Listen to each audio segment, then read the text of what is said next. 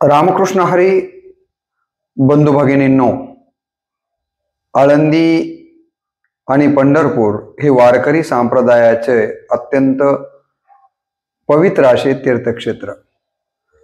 महाराष्ट्राचा आराध्य दैवत पंढरीश पांडुरंग यांच्या दर्शनाला कट्टर वारकरी दर एकादशीच्या निमित्तानं उपस्थित होतात. त्यातले त्यात बरेच वारकरी कामाच्या निमित्तानं जर जाऊ शकले नाही तर वर्षातून 4 वारीला तरी त्यांनी पंढरपूरला पंढरीश पांडुरंगाच्या दर्शनाला जावं असं सांगितलं गेलंय. स्वतः पंढरीश पांडुरंग म्हणतात की बाकी काही असो, परंतु आषाढी आणि कार्तिकी या 2 वाऱ्यांना मात्र तुम्ही मला विसरू नका. आषाढी कार्तिकी विसरू नका मज सांगत असे गुज पांडुरंग असं संतांनी त्याबद्दल म्हटलंय. त्या आषाढी वारीचं महत्व आणि पंढरीचं तीर्थक्षेत्र म्हणून असलेलं महत्व याबद्दलचा विचार पहिल्या व्हिडिओ म्हणजे मागच्या 2 व्हिडिओच्या माध्यमातून मी आपल्या समोर यापूर्वीच माझ्या रामकृष्ण बदने यूट्यूब चॅनलवरती अपलोड करून आपल्या सर्वांसाठी पाठवलेलाच आहे. आता आपण या पंढरीच्या वारीबरोबरच जी आळंदीची वारी आपल्याला माहिती आहे की होते. आपण कार्तिकी वारीच्या संबंधाने पंढरपूरच्या पाहतो की कार्तिकी शुद्ध एकादशीच्या दिवशी ही पंढरपूरची एकादशीच्या निमित्तानं पांडुरंगाची वारी वारकऱ्यांच्या या महाराष्ट्रातील भावी भक्तांच्याकडनं संपन्न होते. तर कार्तिक कृष्ण पक्ष एकादशीला आपल्याला माहिती आहे की आळंदीची वारी हे सगळे वारकरी माऊलींच्या दर्शनानं तिथं उपस्थित होऊन संपन्न करतात. आणि कार्तिकी कृष्ण पक्ष एकादशी पासून त्रयोदशीला आपल्याला माहिती आहे की संजीवन समाधी माऊलींनी घेतली, तोपर्यंत हा उत्सव आळंदीमध्ये संपन्न होतो. अशा या आळंदीचं आणि संत ज्ञानेश्वर माऊलींचं महत्व आपण आजच्या व्हिडिओच्या माध्यमातून समजून घेणार आहोत. म्हणून सर्वप्रथम मी आळंदीतलं असलेलं दैवत सिद्धेश्वर आणि ज्ञानेश्वर माऊली आणि त्यांचे बाकी 3 भावंडांच्या प्रती नतमस्तक होतो आणि या व्हिडिओला आपण प्रारंभ करूया. संतांनी आळंदीचं महत्व विशद करताना सांगितलं की आळंदी हे गाव पुण्यभूमी ठाव दैवताचे नाव सिद्धेश्वर. अशा या आळंदी बद्दलची माहिती आपण पाहणार आहोत. महाराष्ट्राची सांस्कृतिक राजधानी म्हणून ज्या पुणे शहराचा उल्लेख आपण करतो त्या पुणे शहरापासून 21 किलोमीटर वरती देवाची आळंदी हे अत्यंत महत्वाचं तीर्थक्षेत्र असलेलं आपण सगळेजण जाणतात. या गावाचा इतिहास तसा शेकडो नव्हे हजारो वर्षांचा पुरातन असलेला आपल्याला पाहायला मिळतो. या गावाला देवाची आळंदी म्हटलं जातं. त्याचं कारण एक की इथे सिद्धेश्वर म्हणजे महादेवांचं वास्तव्य अनेक म्हणजे हजारो वर्षापासून असल्याचं सांगितलं गेलेलं आहे. आणि त्याचबरोबर संत ज्ञानेश्वर माऊलींची समाधी संजीवन समाधी आणि तिन्ही भावंडे निवृत्ती ज्ञानदेव सोपान आणि मुक्ताबाई अशी 4 भावंड याच आळंदीमध्ये राहिलेले आहेत. त्यांच्या पदस्पर्शानं ही भूमी पावन झालेली असल्यामुळे त्यांना देवाची आळंदी किंवा ज्ञानेश्वरांची आळंदी म्हणून देखील ओळखलं जातं. या आळंदीला देवाची आळंदी म्हणण्याचं पाठीमागचं दुसरं कारण हे आहे की पुणे जिल्ह्यातील हवेली तालुक्यामध्ये आळंदी नावाचे दुसरे 2 गाव आहेत. एका आळंदीला चोराची आळंदी म्हटलं जातं तर दुसऱ्या आळंदीला मातोबाची आळंदी म्हटलं जातं आणि तिसरी जी आळंदीचा आपण विचार करतोय ती देवाची आळंदी असं या ठिकाणी माऊलींनी जिथं संजीवन समाधी घेतली त्या आळंदीला म्हटलं गेलेलं आहे. आळंदीचा प्राचीन उल्लेख पहिल्यांदा आपल्याला स्कंद पुराणामध्ये पाहायला मिळतो आणि स्कंद पुराणामध्ये या आळंदीला वेगवेगळ्या प्रकारचे नामाभिधान आलेले आहेत. आनंद विपिन, वारुण, अलका, कपिल, सिद्धेक्षेत्र अशी विविध नावं या आळंदीला या ठिकाणी दिली गेलेली आपल्याला स्कंद पुराणामध्ये पाहायला मिळतात. पुराण या ठिकाणी पुरातन ताम्रपट जे आपण पाहतो त्या ताम्रपटामध्ये आळंदीय अशा प्रकारचा उल्लेख आळंदीचा झालेला आहे. संत साहित्याचा जर विचार आपण केला तर काय दिसतं तर संत साहित्यामध्ये आळंदीसाठी काही शब्द नाव आलेले आहेत. ज्यामध्ये शिवपीठ असं म्हटलं गेलेलं आहे, सिद्धक्षेत्र म्हटलं गेलेलं आहे, सिद्धबेट म्हटलं गेलेलं आहे, अलंकापूर म्हटलं गेलेलं आहे, अलंकापुरी म्हटलं गेलेलं आहे. तर अशी काही नावं संत साहित्यामध्ये आळंदीच्या संबंधाने आलेली आपल्याला पाहायला मिळतात. संत साहित्यामध्ये आळंदीचं वर्णन अनेक संतांनी परोपरीनं केलेलं आपण पाहतो. संत ज्ञानेश्वर महाराजांचे समकालीन संत नामदेव महाराजांनी आळंदी आणि ज्ञानोबा माऊली यांच्या संबंधाने त्यांच्या रचनांच्या मध्ये फार महत्वपूर्ण अशा प्रकारचा उल्लेख केलेला आपल्याला दिसून येतो. आणि हा उल्लेख अत्यंत महत्वाचा मानला गेला पाहिजे, कारण संत नामदेव महाराज हे संत ज्ञानेश्वर महाराजांचे समकालीनच आहेत.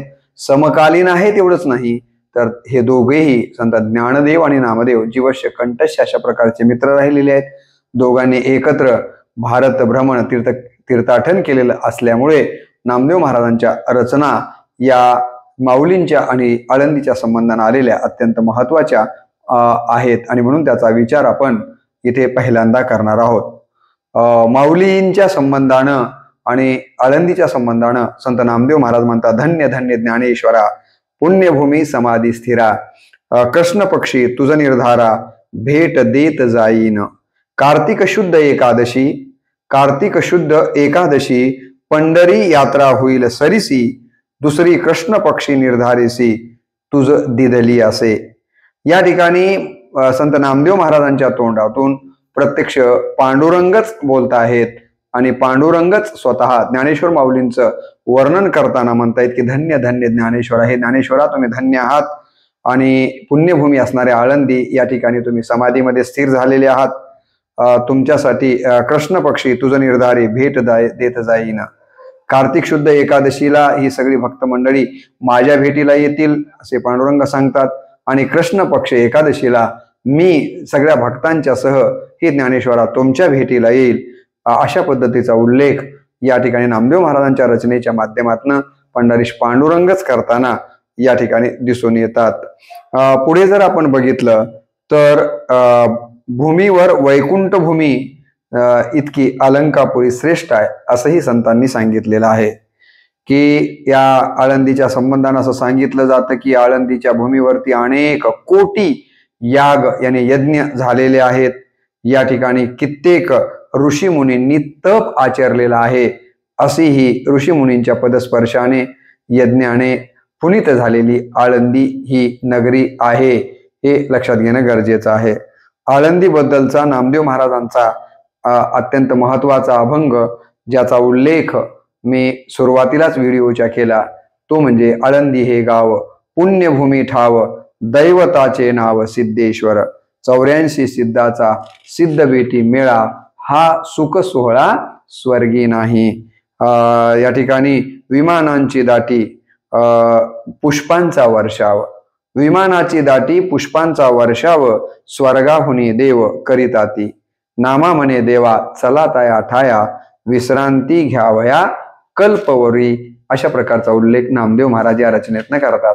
या रचनेचा थोडक्यात जर अर्थ पाहायचा झाला तर काय अर्थ आहे बघा.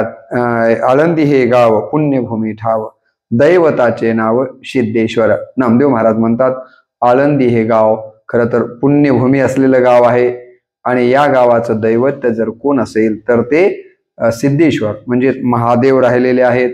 या आळंदीमध्ये 84 सिद्ध लोक एकमेकांना भेटण्यासाठी येतात. नाथ संप्रदायामध्ये 84 सिद्ध सांगितलेले आहेत. त्या 84 सिद्धामध्ये नवनाथ देखील येतात, आणि आपल्याला सगळ्यांना माहिती आहे की आदिनाथापासनं ही वारकरी संप्रदायाची परंपरा चालत आलेली निवृत्तीनाथांच्या पर्यंत ज्ञानेश्वरांच्या पर्यंत आपण पाहिलेली आहे. आणि म्हणून हे सगळे 84 सिद्धांचा मेळा या ठिकाणी जमतो असं नामदेव महाराज या भूमीच्या संबंधानं सांगतात. आणि हा सुख सोहळा काय वाणू असं म्हटलं गेलेलं आहे. या सुखाच्या सोहळ्याचं वर्णन मी करू शकत नाही असं नामदेव महाराज सांगतात. विमानांची दाटी या ठिकाणी पुष्पांचा वर्षाव, या आळंदीवरती विमानांची दाटी होते, फुलांचा वर्षाव केला जातो. कुठून तर देवा स्वर्गामधून हे देव करताना आपल्याला दिसून येतात. आणि म्हणून नामदेव महाराज देवाला म्हणतात पंढरीश पांडुरंगाला की कल्पवरी विश्रांती घेण्यासाठी हे देवा चला तुम्ही आणि मी आळंदीला जाऊया, असं आळंदीचं वर्णन नामदेव महाराजांनी या ठिकाणी केलेलं आहे. पुढे जर आपण या ठिकाणी आळंदीच्या संबंधानं पाहायचं ठरलं तर पुढच्या एका रचनेमध्ये काय म्हणतात हेही आपण पाहणं महत्वाचं आहे. दुसरी जी रचना नामदेव महाराजांनी लिहिलेली आहे, या दुसरी रचनेमध्ये प्रत्यक्ष पांडुरंगच रुक्मिणीला या संबंधानं ज्ञानेश्वर माऊलींच्या आणि आळंदीच्या संबंधानं सांगतायत, जी रचना नामदेव महाराजांनी लिहिलेली आहे. परंतु या रचनेमध्ये पंढरीश पांडुरंग स्वतः आपली पत्नी रुक्मिणीला काय सांगतायत बघा ज्ञानेश्वर माऊली आणि आळंदीच्या संबंधानं. देव म्हणती रुक्मिणी हा एकची योगी देखिला नयनी. स्वतः पंढरीश पांडुरंग रुक्मिणीला म्हणतात की हे रुक्मिणी, मी एकच योगी या जगाच्या पाठीवरती पाहिलेला आहे. हेची ज्ञान संजीवनी जान त्रैलोक्यासी. ज्यानं ज्ञानाची संजीवनी या त्रिलोक्याला दिली असा योगी मी पहिल्यांदाच या जगाच्या पाठीवर पाहिला. धन्य धन्य धरातळी जो या ते दृष्टी निहाळी. हे रुक्मिणी, या पृथ्वी तलावरती तू धन्य व्यक्ती आहे की जो या ज्ञानेश्वरांना आपल्या डोळ्यांनी निहाळेल किंवा त्याचं दर्शन घेईल. म्हणून धन्य धन्य धरातळी जो या ते दृष्टी निहाळी, तो वाहत येईल टाळी वैकुंठ भुवनासी. जो कोणी असा ज्ञानेश्वर माऊलींच्या दर्शनाला जाईल आणि आपल्या डोळे भरून माऊलींना या संजीवन समाधीच्या ठिकाणी पाहिल, तो निश्चितपणे माझ्या वैकुंठाला आल्याशिवाय राहणार नाही, म्हणजे त्याला वैकुंठामध्ये जागा मिळेल. इतकं या ज्ञानेश्वर माऊलींच्या आणि आळंदीचं महत्व प्रत्यक्ष पांडुरंग आपली पत्नी रुक्मिणीला सांगतायत. जो करील याची यात्रा तो तारील सकळ गोत्रा. हे रुक्मिणी, जो कोणी या ज्ञानेश्वरांची यात्रा म्हणजे आळंदीची यात्रा करील तो तारील सकळ गोत्रा. तर त्याच्या सगळ्या गोत्राला तारण्याचं काम तो या यात्रेच्या माध्यमातून करतो आहे. सकळे ही कुळे पवित्र. त्याची सगळी कुळं यामुळं निश्चितपणे पवित्र होतील. याचेनी दर्शने होती. या ज्ञानेश्वरांच्या दर्शनाने त्या यात्रेला आलेल्या दर्शन घेणाऱ्या व्यक्तीच्या भक्ताच्या सगळ्या कुळांचा उद्धार झाल्याशिवाय राहणार नाहीये.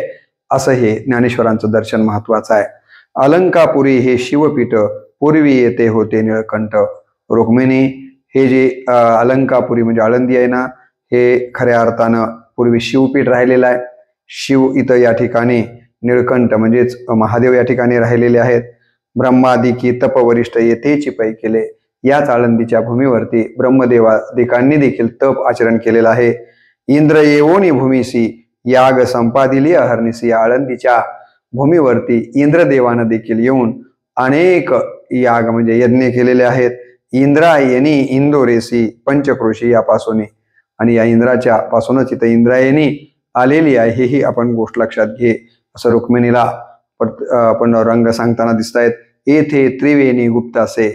या आळंदीमध्ये आपल्याला हे पाहायला मिळतं. काय तर इथं काय झालेलं आहे, तर इथे त्रिवेणी गुप्त असे 3 गंगा किंवा नद्या या ठिकाणी गुप्त झालेल्या आहेत, ज्यामध्ये इंद्रायणी आहे, भागीरथी आहे, मनकर्णिका अशा या 3 नद्या इथं गुप्त झालेल्या आहेत.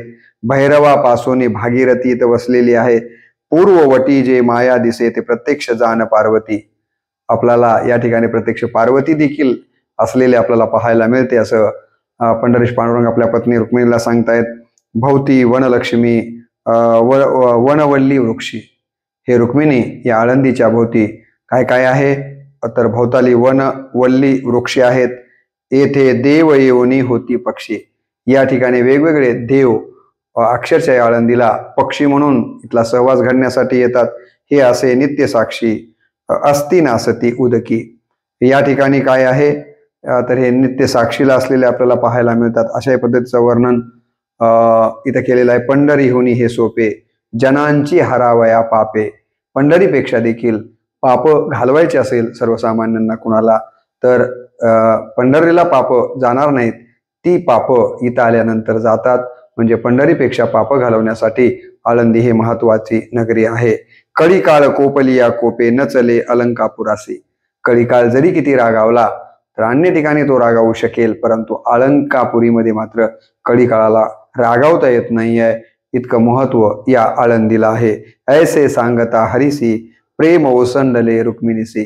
या पद्धतीनं पंढरीश पांडुरंगांनी आपली पत्नी रुक्मिणीला ज्ञानेश्वर माऊली आणि आळंदीचं महत्व विशद केल्याच्या नंतर खरोखरच रुक्मिणीच्या मनामध्ये प्रेम उत्पन्न झालं म्हणे माऊलींच्या बद्दल आणि आळंदीच्या बद्दल. आणि रुक्मिणी माता म्हणाल्या म्हणे धन्य धन्य जयाची कुशी ज्ञानदेव जन्मले. खरोखरच रुक्मिणी म्हणतात की त्या आईची कुशी धन्य आहे की जिच्या कुशीमधनं ज्ञानेश्वरांसारखं रत्न जन्माला आलेला आहे. असा उल्लेख या ठिकाणी माऊलींच्या आणि आळंदीच्या संबंधाने केला जातो. नामा म्हणे माझा स्वामी वसे संत समागमे. खरं तर माझा स्वामी म्हणजे देव या संत समागमांच्या मध्येच सतत वास करत असतो. ऐसे सांगितले ग्रामी अलंकापुरीसी. अशा पद्धतीनं नामदेव महाराजांनी अलंकापुरी आणि ज्ञानेश्वर माऊलींचं वर्णन प्रत्यक्ष पांडुरंगाच्या मुखातून या रचनेतनं केलेलं आपल्याला पाहायला मिळतं. पुढे संत एकनाथ महाराजांनी जे ज्ञानेश्वर माऊलींच्या आणि आळंदीच्या संबंधानं, या तीर्थक्षेत्राच्या संबंधानं रचना रचली आहे किंवा सांगितलंय ते असं आहे: विश्रांतीचे स्थान, संतांचे माहेर. ही आळंदी कशी आहे? ज्ञानेश्वर माऊलींचं हे समाधी स्थळ कसं आहे? तर विश्रांतीचं स्थान आहे, संतांसाठी हे माहेर आहे. ते या भूमीवर अलंकापूर. अलंकापुरी काय आहे? ते विश्रांतीचं स्थान आहे, संतांचं माहेर आहे, असं आळंदीचं वर्णन संत एकनाथ महाराज करतात. तये स्थळी माझा जीवाचा ठेवा. या आळंदीच्या ठिकाणी माझा जीवाचा ठेवा आहे, असं या ठिकाणी नाथ महाराज सांगतात. नवीन ज्ञान देवा जाऊनिया. माझ्या जीवीचा ठेवा कोण आहे? तर ते म्हणतात की ज्ञानेश्वर माऊली हे माझ्या जीवाचा ठेवा आहे, आणि तिथे जाऊन मी या जीवाचा ठेवा असणाऱ्या ज्ञानदेवांना नमन केल्याशिवाय राहणार नाहीये.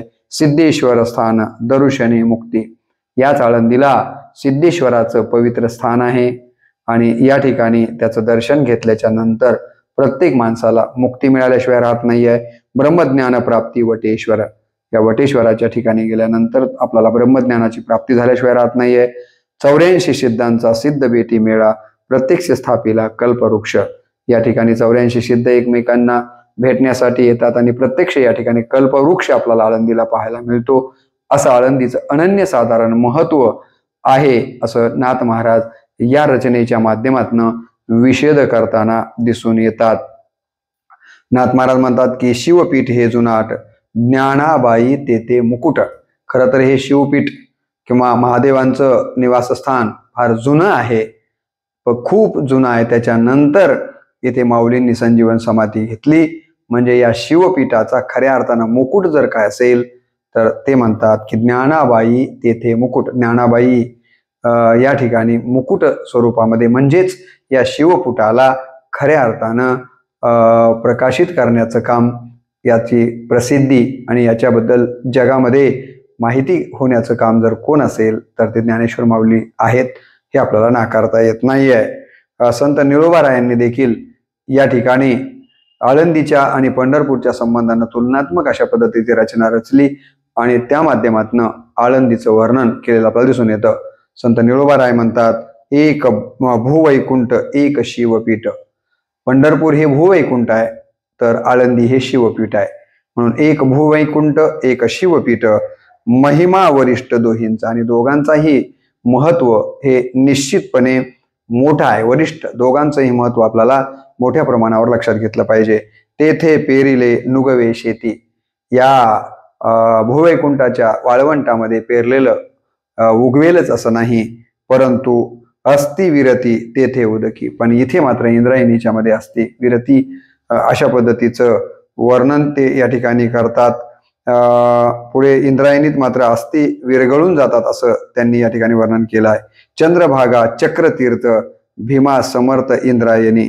चंद्रभागा ही पंढरीला वळसा घालते, पण भीमा नदीला तुळापूर येथे मिळून समर्थ बनवणारी इंद्रायणीच होय, असं इथं वर्णन निळोबाराय करतात.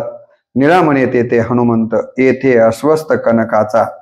काय म्हटलंय की तिथे हनुमंत आहे, गरुड खांब वगैरे आपण म्हणतो. इथं म्हटलंय की गरुड हनुमंत जर पंढरपुरात असेल तर येथे सोन्याचा पिंपळ आहे. म्हणून असं म्हटलं संतांनी, जयाची द्वारी सोन्याचा पिंपळ, अंगी ऐसे बळ रेडा बोले, करील ते काय नोहे महाराज परिपाहे बीज.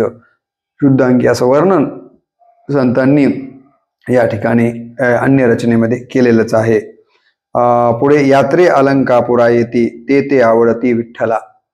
निळोबाराय सांगतात की या ठिकाणी जे म्हणून या ठिकाणी कार्तिकी कृष्ण पक्षातील एकादशीला आळंदीला दर्शनाला येतात ना, म्हणून यात्रे अलंकापुरी येती ते आवडती विठ्ठला.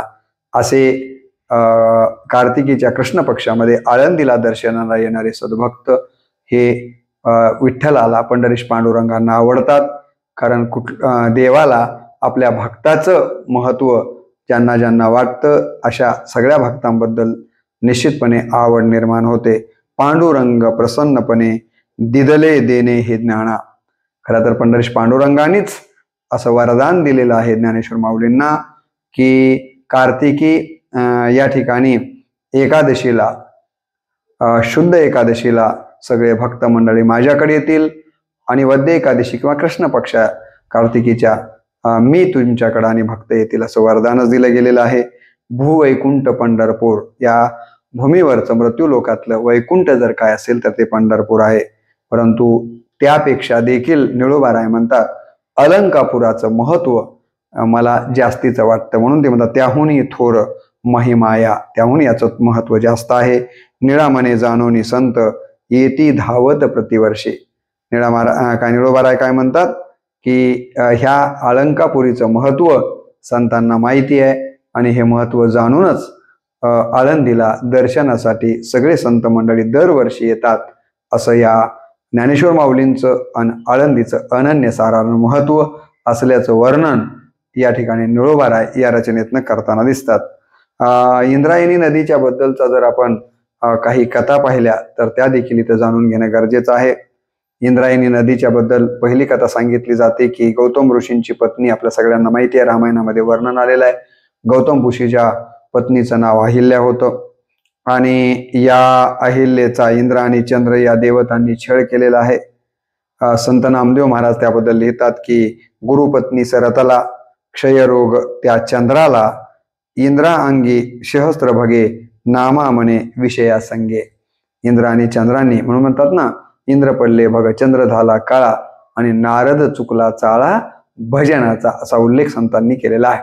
नामदेव महाराज म्हणतात की या गौतम ऋषींच्या अहिल्याला छळण्याचं काम इंद्र आणि चंद्रानं केलं आणि मग हे जेव्हा गौतम ऋषीला अहिल्याच्या पतीला कळालं तेव्हा गौतम ऋषींनी रागात येऊन क्रोधित होऊन इंद्र आणि चंद्र यांना शाप दिला.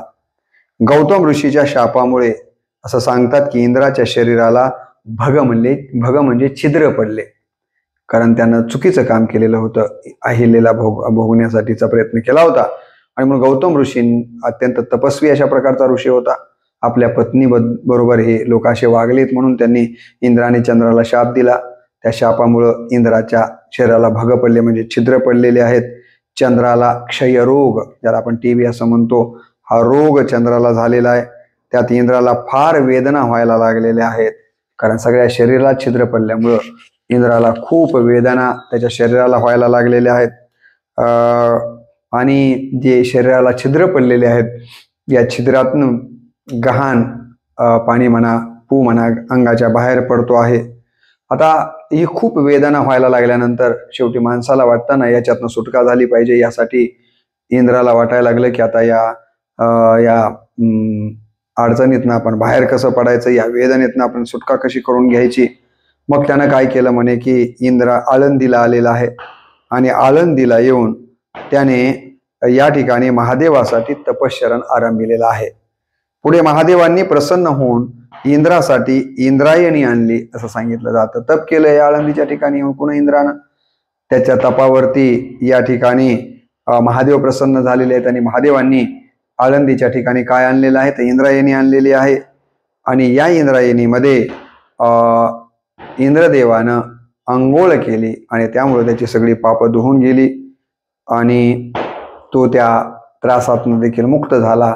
आणि म्हणून महादेवाने इंद्रासाठी हे इंद्रायणी आणल्यामुळं या नदीचं नाव इंद्रायणी पडलं. अशा पद्धतीचा इंद्रायणीची कथा या ठिकाणी सांगितली जाते. इंद्रायणीच्या काठावर महादेवाच्या ऋणातून मुक्त होण्यासाठी 1 कोटी शिवलिंगाची स्थापना इंद्रदेवानं इथं केलेली होती असाही उल्लेख सांगितला जातो. आणि त्यापैकीच हे सिद्धेश्वराचं एक स्थळ त्या इंद्राने ज्या कोटी शिवलिंग स्थापित केले होते त्यापैकीतलं हे होतं असं या ठिकाणी सांगितलं गेलेलं आहे. प्रभू रामचंद्र इंद्रायणीची दुसरी कथा या इंद्रायणीच्या संबंधाने जी सांगितली जाते तीही आपण समजून घेऊया. तर दुसरी कथा अशी सांगितली जाते की प्रभू रामचंद्र आणि त्यांची पत्नी सीता आईसाहेब हे दंडकारण्यामध्ये फिरत होते. दंडकारण्य म्हणजे हाच भाग आहे. त्यावेळी आळंदीला हे दोघंही पती पत्नी प्रभू रामचंद्र आणि सीता आईसाहेब आळंदीला मुक्कामाला आलेले आहेत.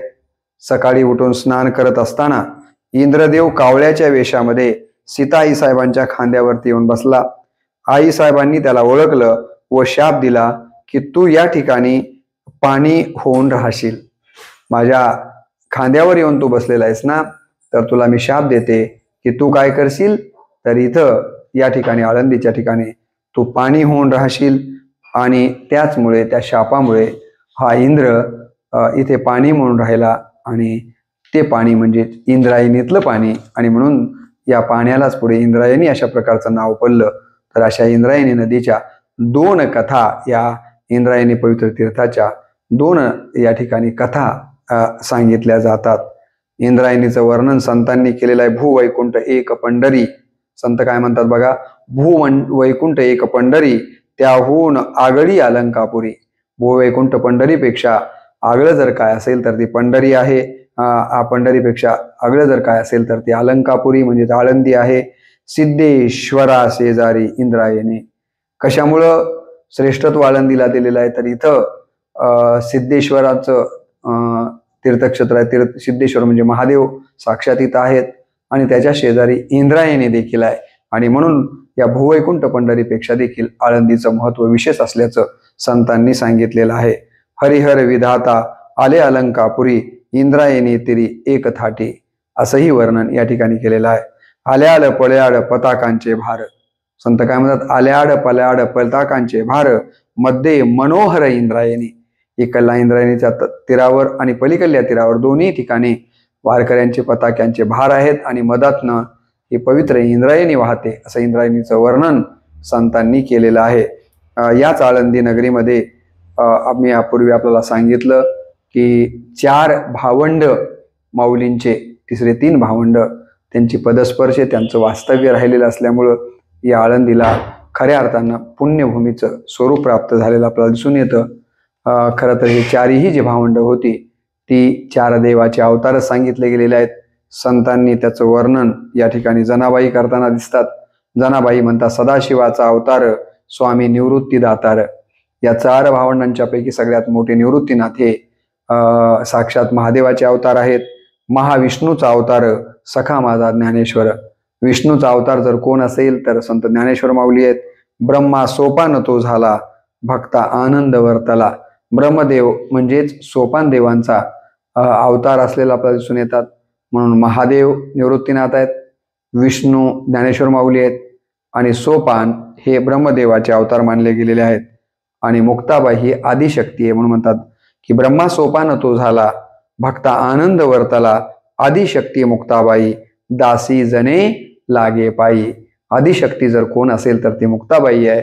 आणि अशा या 3ही नव्हे 4ही अवतारी पुरुषांच्या पायाचं मी दर्शन घेते, त्यांना शरण जाते, अशा प्रकारचा उल्लेख या ठिकाणी जनाबाई या रचनेतनं करत आहेत. हे यावरून आळंदीमध्ये हे 4ही अवतारी पुरुष राहत होते. त्यामुळे देखील आळंदीचं एक विशिष्ट महत्व असलेलं आपल्याला दिसतं. सिद्धेश्वर या जुनाट पीठाचे ज्ञानेश्वर माऊली हे मुकुट आहेत. याचा उल्लेख मी यापूर्वी देखील आपल्या समोर ठेवलेलाच आहे. समाधी घेतली आळंदी. फार सुंदर अभंग आहे की समाधी घेतली आळंदी, समाधी घेतली आळंदी. फार सुंदर रचना आहे. सरळ मी आपल्या समोर ठेवतो. समाधी घेतली आळंदी भोवती शोभे सिद्धमांदी. सन्मुख पुढे आजान वृक्ष देव येथी तेथे साक्ष. या ठिकाणी आळंदीला संजीवन समाधी ज्ञानेश्वर माऊलींनी घेतली. त्याच्या बाजूलाच आजान वृक्ष, हा वृक्ष आपल्याला पाहायला मिळतो. असं संत म्हणतात, देव येती तेथे साक्ष, देव येती तेथे साक्ष कीर्तन गजरी. आणि या आळंदीमध्ये या समाधीच्या बाजूला सतत नामसंकीर्तन घडत राहतं. नाम घोष चराचरी ऐसा सोहळा आनंद एका जनार्दनी नाही भेद. नाथ महाराजांनी या पद्धतीचं वर्णन केलेलं आपल्याला दिसून येतं. अशा या पुण्यवान, भाग्यवान, पुरातन व पवित्र अलंकापुरीमध्ये कैवल्य साम्राज्य चक्रवर्ती ज्ञानेश्वर माऊलींनी देवांच्या, सिद्धांच्या व साधू संतांच्या साक्षीनं तीर्थक्षेत्र इंद्रायणीच्या तीरी सिद्धेश्वरासमोरील नंदी खालील विवरामध्ये इसवी सन 1296 किंवा शके 1217 कार्तिक मासी कृष्ण पक्ष त्रयोदशीला समाधी घेतलेली आहे.